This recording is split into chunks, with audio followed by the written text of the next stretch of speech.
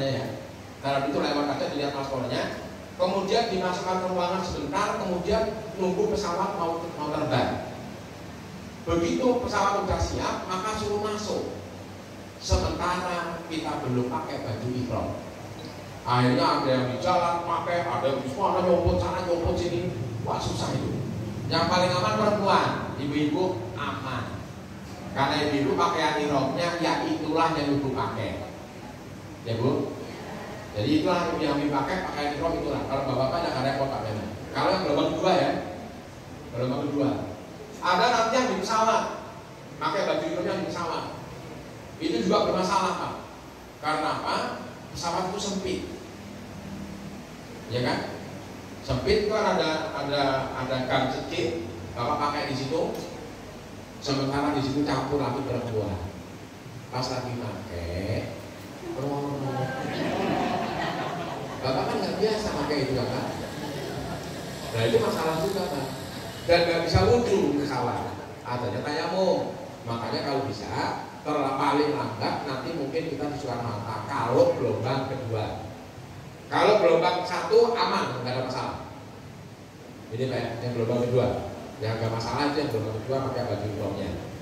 Nah ini karena kita umroh dulu, berarti yang gelombang kedua, berarti kemungkinan pakai baju ihramnya. Tapi niatnya belum, ya Pak ya. Jangan niat Pak, itu nggak boleh. Udah berlaku, kalau bapak niat udah kena juga itu. Karena nanti kan batasan itu kan batasannya nanti di alam enam. Itu batasan paling dekat. Jauh lebih bagus ya gitu ya. Tapi masalah nanti. Nah itu bapak sekalian. Nah begitu kita udah ngomong niat, ini kalau gelombang satu, gelombang dua. Kalau gelombang pertama berarti setelah di Madinah selesai. Berapa hari Bu? 8 hari setelah Arba'in, 40 waktu sholat. Nanti ada pengumuman. Setelah pengumuman bapak memakai baju ihramnya itu di hotel masing-masing, tapi masih boleh pakai celana dalam, masih boleh. Atau makanya nanti tapi repot. Kalau nanti bapak pakai ihramnya di Bir Ali, bapak harus bawa tas karena ihramnya di tas. Berarti bapak turun dari mobil, mobilnya itu Pak jauh parkirnya, mobilnya sama semua dan jauh, bapak kebingungan nanti nyarinya. Maka tolong bapak sekalian, ditolong hati-hati. Nanti ada ketua rombongan itu ada bawa bendera. Sekarang bendera merah putih nggak boleh Pak, bendera negara nggak boleh dipakai, tapi bendera yayasan rombongan masih boleh, alhamdulillah. Kalau dulu kan ada dua, bendera merah putih di atas, bawahnya yayasan atau rombongan. Sekarang yang bendera merah putihnya nggak boleh, karena nggak boleh membawa simbol negara di sana. Ya karena itu sama semua. Nah, nanti bapak ikut itu bendera itu akan dididik sama ketua rombongannya atau jamaahnya akan didirikan Pak. Nah itu bapak ibu hati-hati, kalau sampai lepas rombongan itu jamnya terbatas. Jamnya bapak sekalian, kita akan turun di Birali ya. Nanti di Birali bapak akan turun sebentar. Tolong kalau bisa wudhunya di hotel ini. Tapi bagian batal nanti ambil wudhu di sana. Ambil wudhunya agak lumayan juga. Bapak laki dan perempuan berbeda. Jadi ya, kalau hati-hati Bu nih. Nah nanti setelah sholat, setelah kita pakai baju ihram, nanti masuk masjid. Masuk masjid, bapak-bapak, ibu-ibu. Kalau ibu ada masalahnya ya, bagaimana? Ibu-ibunya enak loh Bu. Ibu-ibunya enak aja mah, nggak ulet. Laki-laki yang buat mak langsung aja. Nah ini bapak sekalian nanti pakai baju itu hanya baju dua. Masih pakai kaos oblong masih boleh. Tapi begitu masuk masjid, kalau kita mau batal wudhu dulu, nanti Birali ya. Birali itu rata berluas Pak. Tempatnya luas banget itu ya. Nanti besok itu banyak berderetan. Nanti masuk. Nah, kemudian setelah wudhu, bapak masuk masjid. Setelah masuk masjid, salat apa Pak? Tahiyat masjid. Setelah salat tahiyat masjid, kemudian bapak pakai baju ihram atau pakai baju ihram, baru masuk masjid, sholat tahiyat masjid. Itu pahalanya besar Pak. Ini perjalanan ibadah Pak. Mohon maaf Bapak Ibu, kalau bisa kesempatan ibadah diperbanyak, tapi jangan sok-sokan. Ibadah biasanya jikir lama, orang nungguin kemana ini orang, nyopot di bawah, di belakang tembok Pak, ditungguin di masjid, mana ini satu, ketua rombongannya pusing Pak, nyari dia kemana, nggak tanya lagi asik jikir, di rumah nggak pernah jikiran sok-sokan. Nggak usah Pak, makan apa, sholat sunnah kalau dalam perjalanan Pak, jangan panjang-panjang. Sholat sunnah itu langganan kita aja Pak. Apa langganan ini Bu? Kuliah sama kulhu. Sudahlah, usah sok-sokan. Kuliah kulhu Pak. Tahiyat masjid kuliah kulhu. Sholat qobliyah kuliah kulhu. Dalam perjalanan nggak boleh lama-lama. Ini perjalanan rombongan Pak. Satu orang ketinggalan Pak nggak bisa. Harus cari dulu. Karena paspornya ada di bis itu Pak. Itu masalahnya. Jadi jangan tadi Pak, kalau nggak bisa bantu orang, jangan repotin orang. Sendiri aja asing berpikir, bukan nggak boleh Pak, bukan waktunya. Nanti ada sendiri. Nah setelah itu Bapak sekalian, ini umroh ya, ini termasuk langsung manasiknya. Kemudian setelah pakai baju umroh, kemudian Bapak niatnya apa? Ini wajib tahu ya. Tolong paling pendek. Ini paling pendek ya, pendekin lagi. Niat umroh labbaik Allahumma umrotan. Umroh masih belum buruan haji dong. Umroh dulu nggak nyampe. Labbaik Allahumma umrotan. Atau nama itu apa Pak? Apa?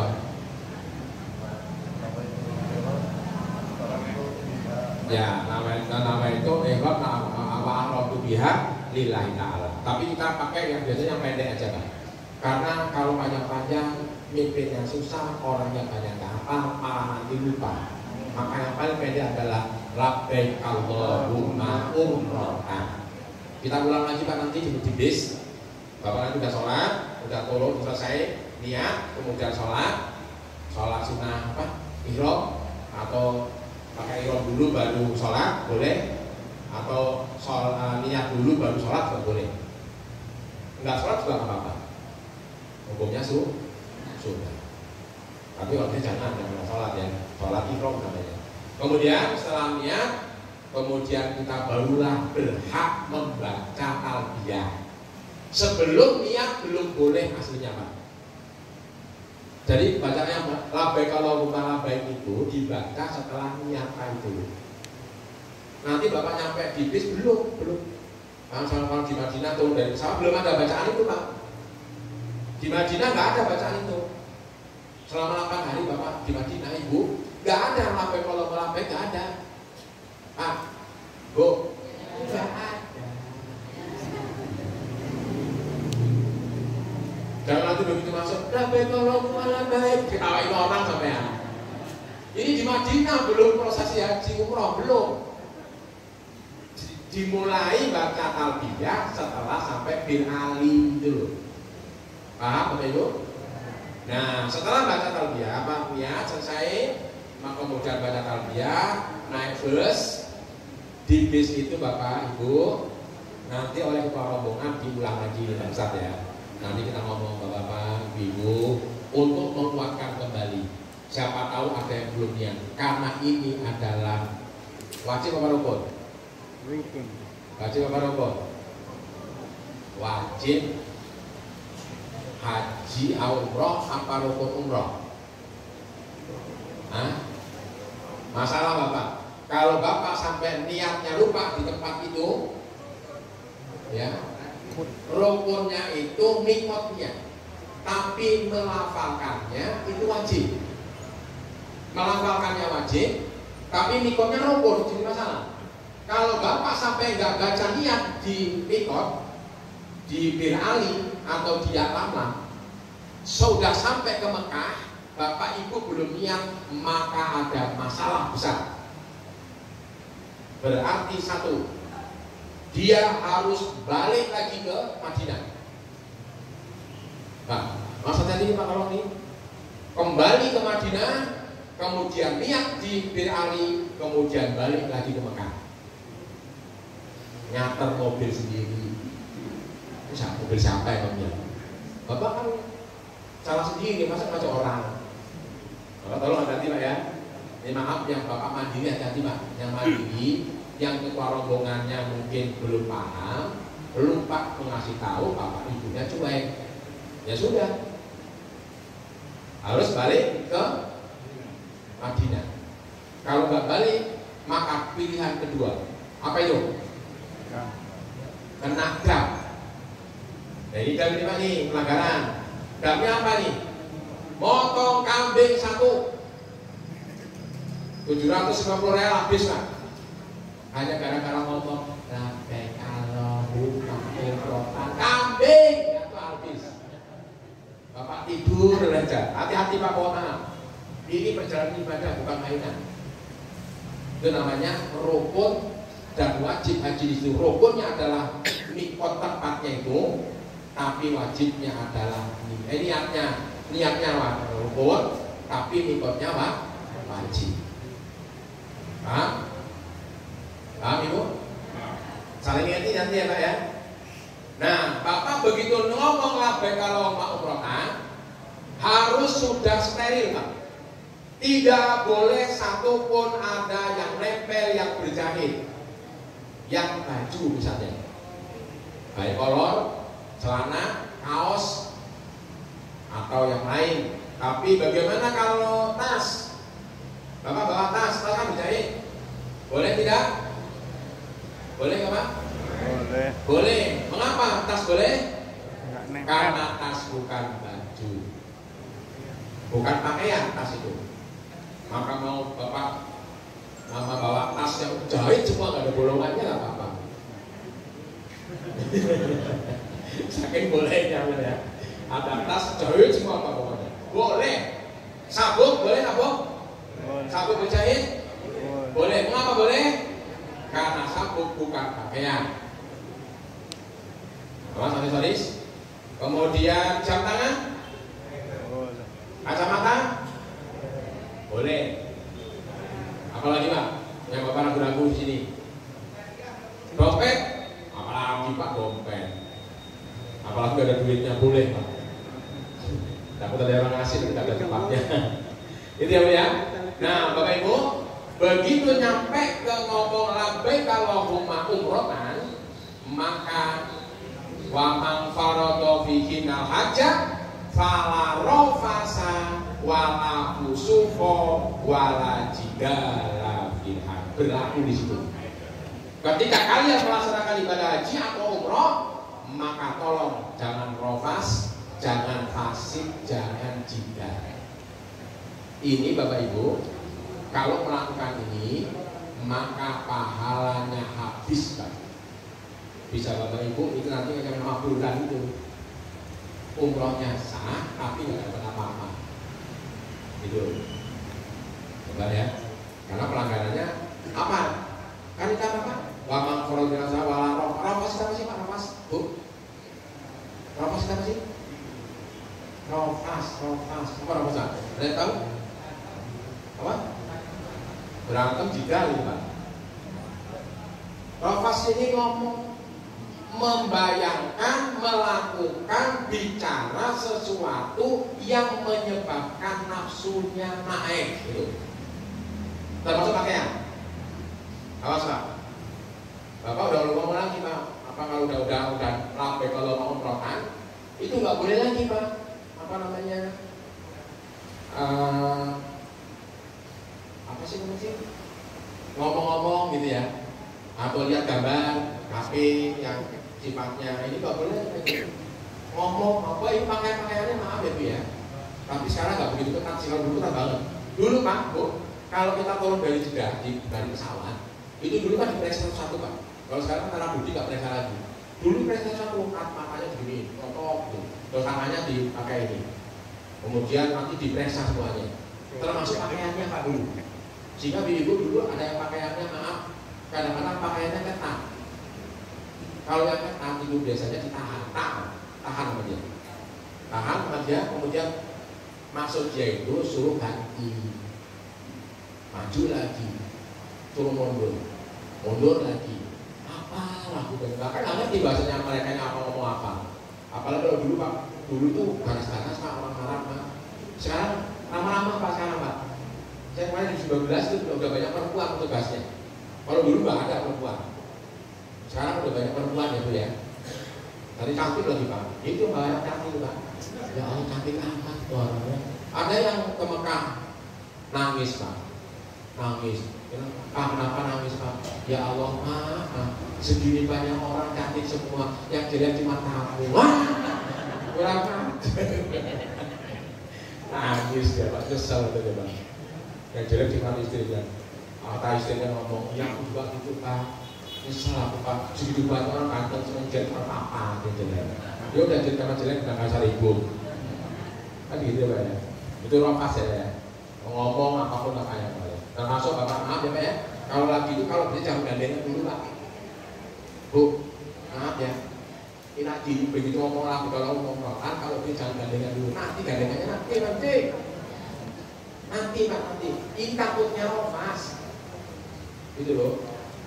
Kemudian apa? Dengan rokas, walang fusuq fasik. Fasik berbuat dosa ya.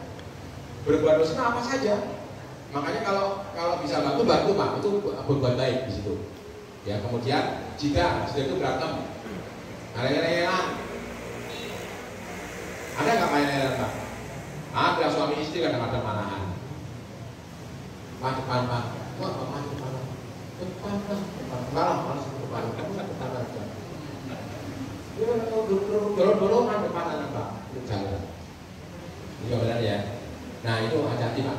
Nah kemudian setelah kita yakini yang secara agamanya, yang umumnya hati-hati Bapak Ibu, setelah lafal niat diucapkan, maka yang tadinya sunnah menjadi haram. Ada beberapa yang tadinya sunnah menjadi haram. Satu, Bapak Ibu dua-duanya memotong kuku. Sebelum Bapak niat sunnah hukumnya. Tapi begitu Bapak ngomong labbaik Allahumma umratan atau hajat, nggak boleh motong kuku, kena dak. Hati-hati ya Bu ya, jangan pecicilan. Kalau motong kuku mungkin agak berat, nggak mungkin mungkin enggak lah. Yang jadi masalah kadang-kadang nyabut bulu. Bulu apa Bu? Yang biasanya bulu hidung, iseng-iseng. Udah niat kena kita. Kalau belum nggak apa-apa. Tapi nggak sunnah ya. Nyabut bulu ketek atau bulu yang lain. Kan bulu kan banyak. Bulu apa saja nggak boleh Pak. Termasuk bulu hewan sekalipun nggak boleh. Ya, itu nggak boleh. Larangannya yang umum ini Pak ya. Kemudian untuk bapak-bapak apa lagi Pak? Potong kuku dua-duanya, nyabut bulu atau tanaman. Nanti bapak kalau lewat nanti di Mekah itu ada pagar ya. Itu banyak tanaman Pak itu. Itu disiram sehari 2 kali. Bapak lewat, iseng-iseng petik detik gitu, kena gitu Pak. Terutama itu pas haji. Pas haji kalau wukuf, di wukuf itu nanti ada pohon Soekarno namanya Pak. Itu nanti banyak di sekitar tenda. Itu pohon-pohonan ada yang kadang-kadang terlalu ke bawah sehingga menghalangi kita lewat. Jangan coba-coba dipotong. Itu Bapak lagi haji Pak, kena dam gitu. Ya kalau mau Bapak ngomong sama petugas kebersihan, itu menghalangi nanti dia yang potong. Boleh kalau dia Pak, karena dia nggak haji. Paham Pak? Kalau yang tukang angkat sampah, tukang bersih, itu kan memang tugas dia. Jadi jangan kita yang potong, gitu ya. Potong kuku, apalagi kuku. Rambutnya gondrong, rontok, sengaja enggak? Atau memang nggak apa-apa. Nggak apa-apa, kalau nggak sengaja nggak apa-apa. Ini mah sengaja dicabut, bisa atau ubat